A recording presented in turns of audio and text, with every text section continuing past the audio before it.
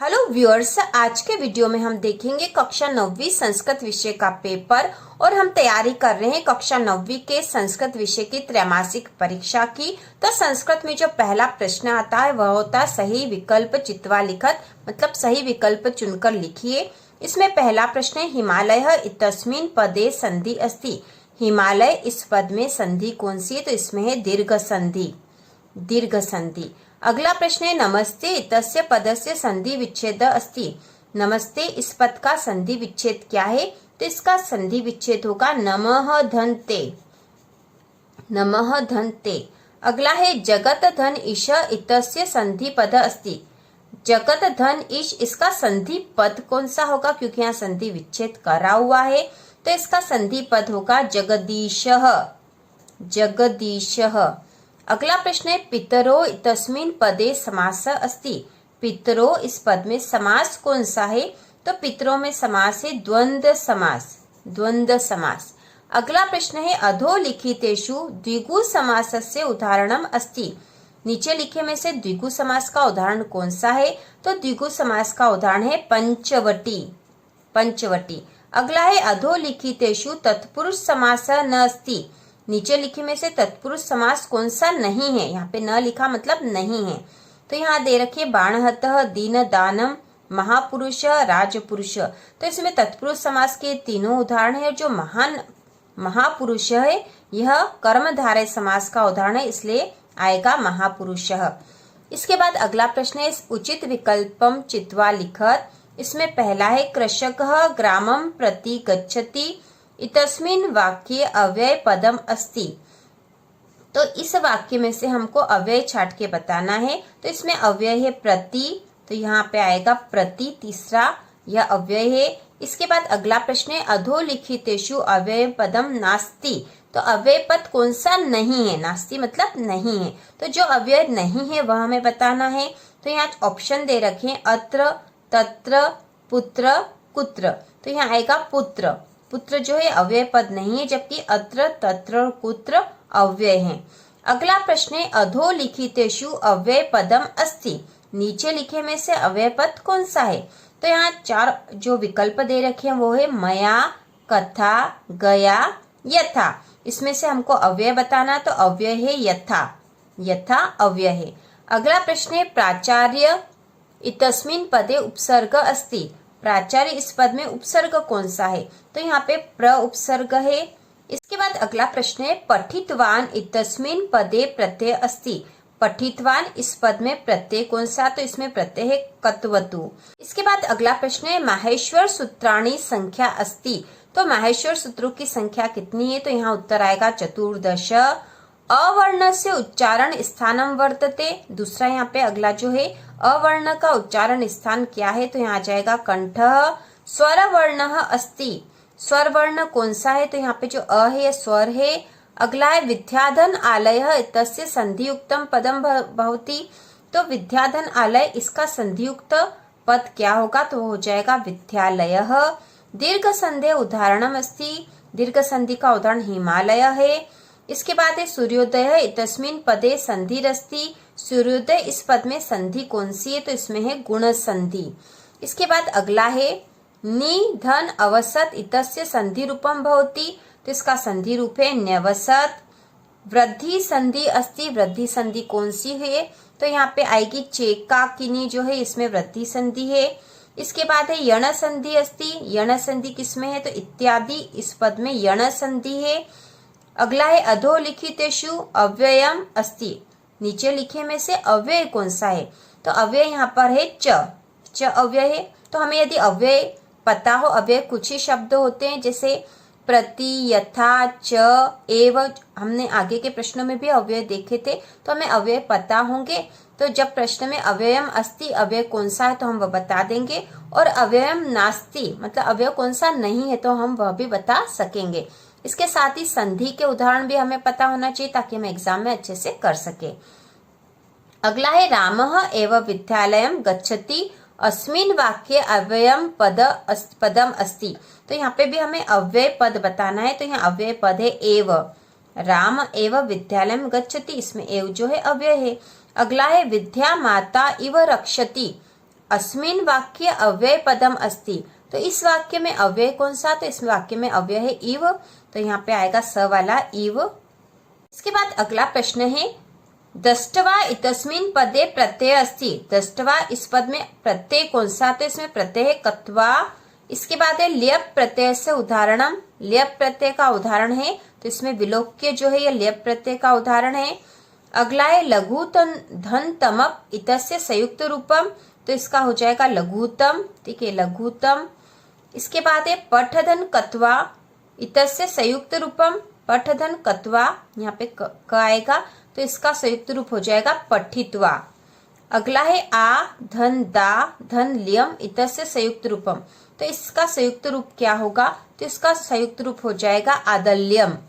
अगला प्रश्न है कत प्रत्यय से उदाहरण अस्ति। तो कत प्रत्यय का उदाहरण है गतः। इसके बाद अगला प्रश्न है समासः कतिधा कति प्रकार का भवन्ति। समास कितने प्रकार के? तो 5 प्रकार के आएगा, क्योंकि संस्कृत में 5 प्रकार माने जाते हैं जबकि हिंदी में 6 प्रकार माने जाते हैं। इसके बाद अगला है अव्ययीभाव समासस्य उदाहरणम अस्ति। अव्ययीभाव समास का उदाहरण कौन सा है? तो इसमें उदाहरण है यथाशक्ति अव्ययीभाव समास का उदाहरण है। अगला है उपकृष्णम इतस्मिन् पदे समासः अस्ति। उपकृष्णम इस पद में कौन सा समास है? तो इसमें अव्ययीभाव समास है।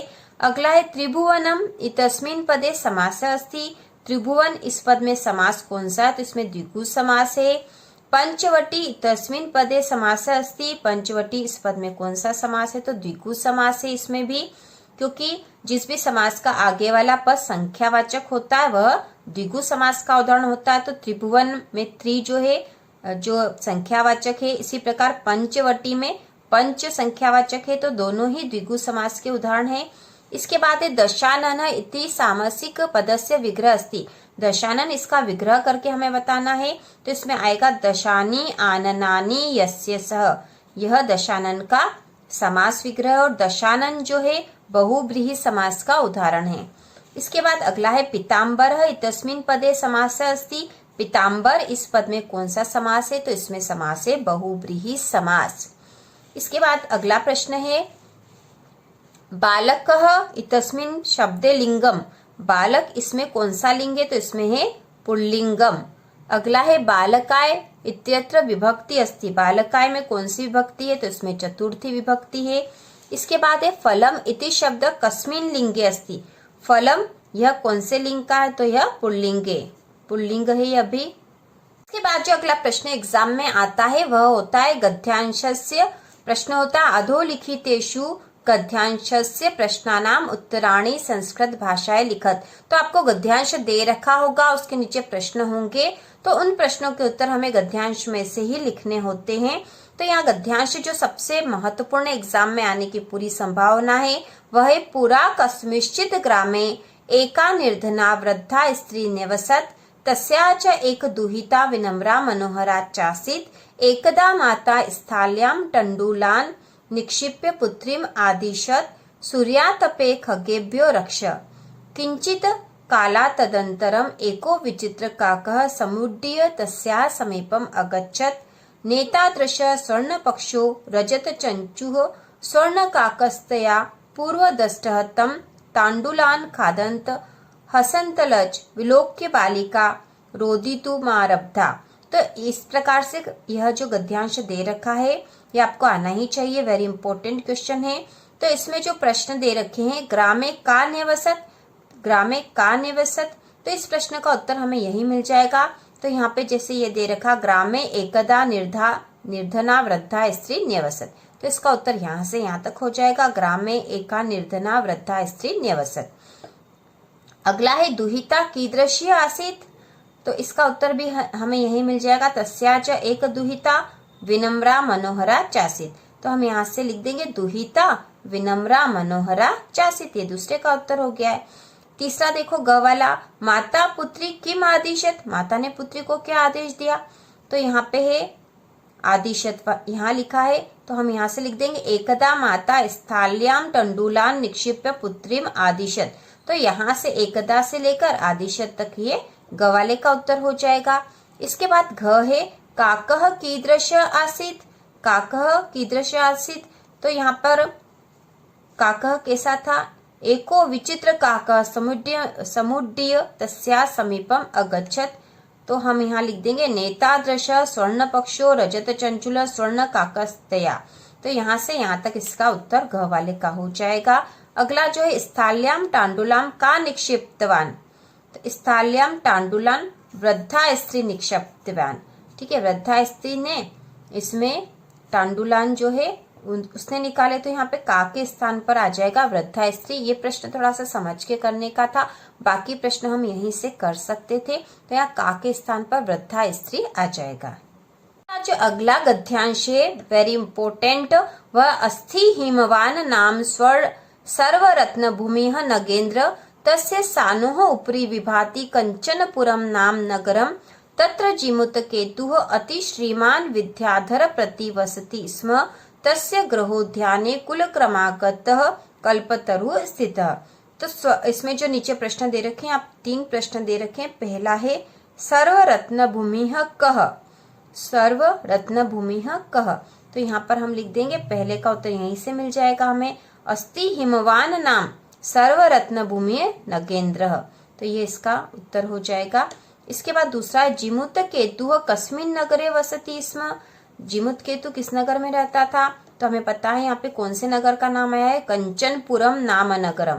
तो जिमुत केतु कस्मिन नगरे, तो कस्मिन की जगह आ जाएगा कंचनपुरम, कस्मिन के स्थान पर आ जाएगा कंचनपुरम। बाकी ऐसा ही जिमुत केतु कंचनपुरम नगरे वसति स्म और पूर्ण विराम आ जाएगा। इसके बाद तीसरा है कुल क्रमागतः कः। तो इसका उत्तर हो जाएगा तीसरे का कुल क्रमागतः कल्पतरु स्थितः। तो कुल क्रमागतः कः, तो कुल क्रमागतः कल्पतरु। कल्पतरु जो था वह कुल क्रमागत था। तो ये इसका उत्तर है, वेरी इंपॉर्टेंट है दोनों। इसके बाद जो अगला प्रश्न एग्जाम में आता है वह होता है अधोलिखितेषु पद्यांशस्य प्रश्नानाम उत्तराणि संस्कृत भाषाएं लिखत। तो यहाँ पद्यांश दे रखा होगा और उसके नीचे प्रश्न होंगे, उन प्रश्नों के उत्तर हमें पद्यांश में से ही समझकर उत्तर लिखने हैं। तो यहाँ जो पद्यांश है वेरी इंपॉर्टेंट, एग्जाम में आने की पूरी संभावना, वह है वृत्तम यत्नेन संरक्षेत वित्तमेपि च याति च अक्षिणो वित्ततः चिणो वृत्तस्तु हतो हत। तो यहाँ पर ये श्लोक दे रखा है, इसके नीचे प्रश्न है किम यत्नेन संरक्षेत। तो इसका उत्तर आएगा वृत्तम यत्नेन संरक्षेत, वृत्तम यत्नेन संरक्षित, यहीं पे उत्तर दे रखा है इसका। इसके बाद दूसरा है कस्मात छिणः मानवा हता, कस्मात छिणः मानवा हता। तो इसका उत्तर आएगा वृत्तात छिणः मानवा हता, वृत्तात छिणः मानवा हता। इसके बाद है ग कम एति याति च। तो इसका उत्तर होगा वित्तम एति याति च, वित्तम एति, यहाँ से वित्तम एति याति च।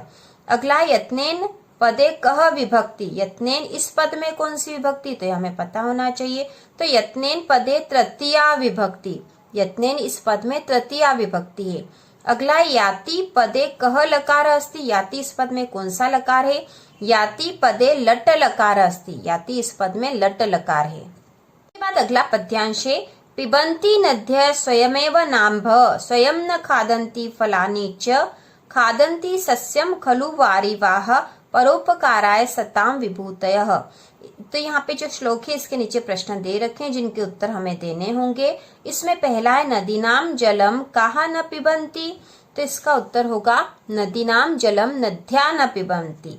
तो कहा के स्थान पर आ जाएगा नद्याः। अगला है वृक्षा कानि स्वयं न खादन्ति। तो इसका उत्तर हो जाएगा वृक्षा फलानि स्वयं न खादन्ति। तो कानि के स्थान पर फलानि हो जाएगा। अगला है वारिवाहा किम न कुर्वन्ति। तो इसका उत्तर होगा वारिवाहा सस्यम नादन्ति, वारिवाहा सस्यम, वारिवाहा सस्यम नादन्ति। तो यदि ये लाइन भी हम लिखते हैं तो भी उत्तर राइट होगा।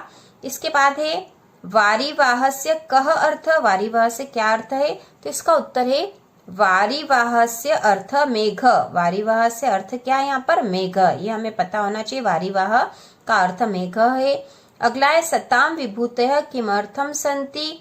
तो इसका उत्तर है सताम विभूतयः परोपकाराय सन्ति, सताम विभूति परोपकाराय सताम विभूतयः। तो ये भी हम ये लाइन भी लिखेंगे तो आंसर पूरा राइट होगा, आपको पूरे अंक प्राप्त होंगे। जो अगला महत्वपूर्ण पद्यांश है, हमने गद्यांश, पद्यांश और सारे वैकल्पिक प्रश्न तैयार कर लिए हैं। तो पद्यांश जो एक और हम देखेंगे वह है निनादय नवीनामये वाणी वीणाम मृदुम गाय गीतिम ललित नीति लीनाम मधुर मलंजरी पिलंजरी भूतमाला वसंते लसंतिह सरसा रसाला। तो इसमें जो नीचे प्रश्न दे रखे वो है कविः काम संबोधयति, कवि किसे संबोधित कर रहा है? तो इसका उत्तर आएगा कविः वाणीम संबोधयति। कवि वाणी मतलब यहाँ पे सरस्वती को संबोधित कर रहा है। अगला है कविः वाणीम काम वादयितुम प्रार्थयति, कवि वाणी को क्या बजाने के लिए प्रार्थना कर रहा है?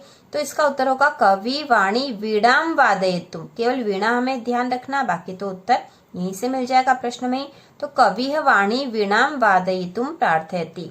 अगला है कविः कीदृशी वीणाम निनादयितुम प्रार्थयति, कवि किस प्रकार की वीणा बजाने की प्रार्थना कर रहा है? तो इसका उत्तर होगा कवि नवीनामये वीणाम निनादयितु प्रार्थयति। कविः नवीनामये वीणाम निनादयितु प्रार्थयति। अगला प्रश्न है सरसाः रसालाः कदा लसन्ति, तो इसका उत्तर होगा सरसा रसालाः वसंते लसन्ति। सरसाः रसालाः वसंते, ठीक है, वसंते लसंती सरसा रसाला। तो ये लाइन भी हम लिखेंगे तो राइट है पूरी। इसके बाद है कविः गीतिम कथ गातुम कथयति, कवि किस प्रकार का गीत गाने के लिए कह रहा है? तो यहाँ पे आएगा मृदुम गाय, मृदु गीत गाने के लिए कह रहा है। तो इसका उत्तर होगा कविः मृदुम गीतिम गातुम कथयति। तो कविः कथम के स्थान पर हो जाएगा मृदुम। तो इस प्रकार से महत्वपूर्ण सारे हमने पद्य कर लिए हैं। त्रैमासिक एग्जाम के लिए एग्जाम में पूरी तरह से इनमें से 100% आएंगे। गद्यांश और पद्यांश और सारे ऑब्जेक्टिव हमने तैयार कर लिए हैं। इसके अगले वीडियो में हम बाकी के क्वेश्चन तैयार करेंगे। तो इसी प्रकार के और वीडियो देखने के लिए कक्षा 9वीं की संपूर्ण तैयारी के लिए चैनल को सब्सक्राइब कीजिए।